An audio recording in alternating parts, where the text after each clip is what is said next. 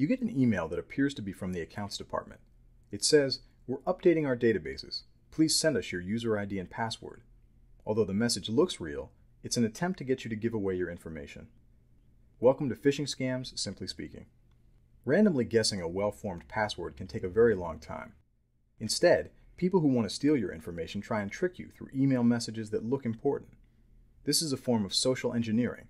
Someone is trying to push your buttons to make you respond. And it works. Every year, over 5 million people in the US fall victim to phishing scams.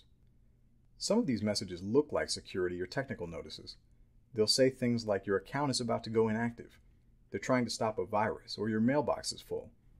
They look like they come from a legitimate sender, but no one should ever ask you to send a user ID and password through email. Other scam attempts try to get your attention by talking about money. Maybe there was a problem with your bank account. Maybe you won money in a contest that you didn't know that you entered. Even better, a member of the royalty in a distant country needs your help accessing her inheritance and will give you a hefty commission.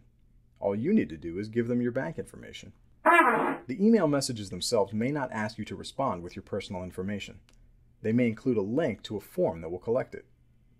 In the email, the link will look like a legitimate address, but if you put your mouse over the link, it will show you that the link takes you somewhere else. That's a warning sign. If you send your information, you'll quickly find that your accounts will be used for malicious purposes. They'll use your email account to spam your family and friends.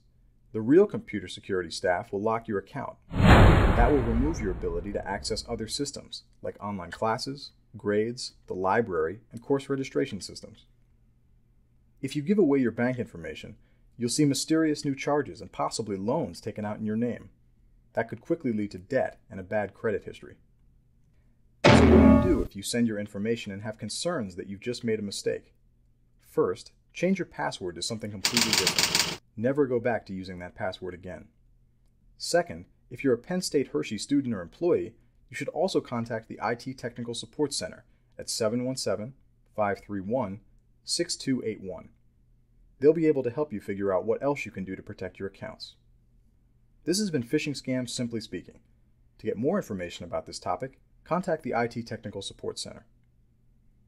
This video was produced by Penn State University and is available for use under a Creative Commons license.